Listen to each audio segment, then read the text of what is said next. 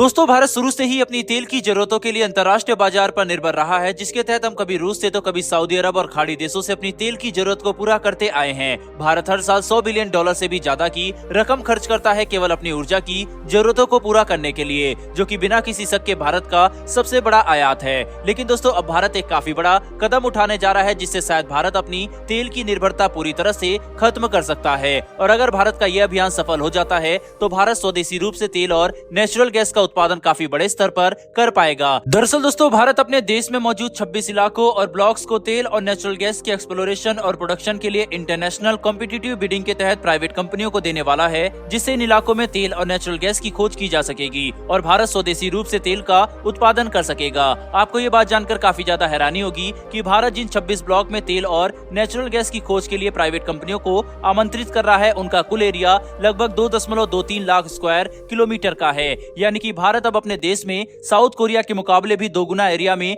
तेल और natural gas की खोज करने जा रहा है, जिसमें काफी संभावना है कि भारत को क्रूड ऑयल और नेचुरल गैस के बड़े भंडार मिल सकते हैं। इन 26 ब्लॉक में से लगभग 15 गहरे समुद्र में है, जबकि 8 एरिया शैलो वाटर्स और 3 जमीन पर मौजूद है। इन सभी इलाकों में तेल और नेचुरल गैस की होने की संभावना काफी ज्यादा है, लेकिन इन्हें एक्सप्लोर करने के लिए भी काफी सारे निवेश की जरूरत है, ताकि सही तरीके से पता लगाया जा सके कि इलाके में कितनी मात्रा में तेल और नेचुरल गैस के भंडार मौजूद है, जिसके लिए भारत अब प्राइवेट कंपनियों का सहारा लेने वाला है। इसके अलावा भारत अपने 7 राज्यों में CBM यानी कि कोयल बेड मीथेन की खोज करने के लिए 16 ब्लॉक को भी प्राइवेट कंपनियों को सौंपने वाला है, ताकि यहाँ पर CBM की खोज की जा सके। वहीं पर ये 16 CBM ब्लॉक्स मध्य प्रदेश, छत्तीसगढ़, तेलंगाना, महाराष्ट्र, उड़ीसा, झारखंड और वेस्ट बंगाल में फैले हुए हैं, जिनके अंदर काफी बड़ी मात्रा में CMB मिलने की संभावना है। चाहे समुद्र में तेल और नेचुरल गैस की एक्सप्लोरेशन के लिए ब्लॉक को प्राइवेट कंपनियों को सौंपा जा रहा है, या फिर भारत के इन 7 राज्यों में CBM की खोज के लिए बिडिंग कराई जानी हो, ये दोनों ही डील रेवेन्यू शेयरिंग मॉडल के तहत किए जाएंगे।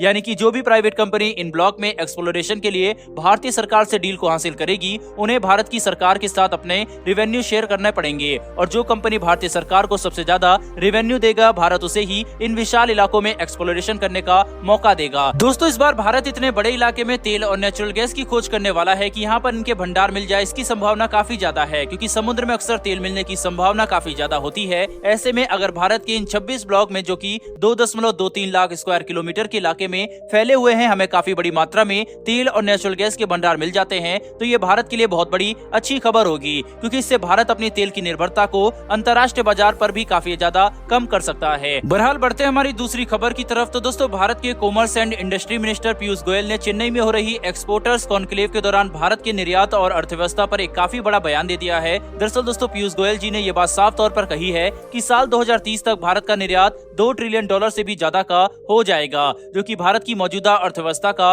लगभग 2/3 है। और भारत की अर्थव्यवस्था को लेकर भी उन्होंने ये बात कही है कि साल 2047 तक भारत की अर्थव्यवस्था $30 ट्रिलियन की होगी, यानी कि अगले 25 सालों में भारत की अर्थव्यवस्था 10 गुना ज्यादा तेजी से बढ़ेगी। दोस्तों, ये बयान भारत के लिए काफी अहम है, क्योंकि आने वाले कुछ सालों में भारत के अंदर विदेशी निवेश भी बढ़ने वाला है। साथ ही भारत की स्टार्टअप और प्राइवेट कंपनियां भी अंतर्राष्ट्रीय स्तर पर काफी तेजी से अपने कदम जमा रही है। ऐसे में इस बात को समझना ज्यादा मुश्किल नहीं है कि भारत की अर्थव्यवस्था काफी तेजी से विकसित होने वाली है। लेकिन अगर सच में साल 2030 तक भारत का निर्यात $2 ट्रिलियन का हो जाता है, तो ये भारत के लिए एक काफी ऐतिहासिक उपलब्धि होगी। वहीं पर पीयूष गोयल जी ने कहा कि 12 महीनों में भारत रूस को लगभग 10 से लेकर $12 अरब का निर्यात करने वाला है, जबकि यूरोपियन यूनियन को अगले एक साल में 15 से लेकर $20 बिलियन का एडिशनल एक्सपोर्ट करेगा, जो कि मौजूदा वैश्विक हालातों में काफी अहम है, क्योंकि जहां एक तरफ यूरोपियन देश की अर्थव्यवस्था लगातार गिरते जा रही है, वहीं पर भारत का निर्यात काफी तेजी से बढ़ रहा है। वहीं अपने आर्थिक विकास को समर्थन देने के लिए भारत ने अपनी व्यापार नीतियों में काफी जरूरी बदलाव किए हैं। साथ ही इस बात को सुनिश्चित किया है कि भारत अंतर्राष्ट्रीय और घरेलू निवेश के लिए एक काफी सुरक्षित और समृद्ध जगह बने, जिसका नतीजा हमें अब साफ तौर पर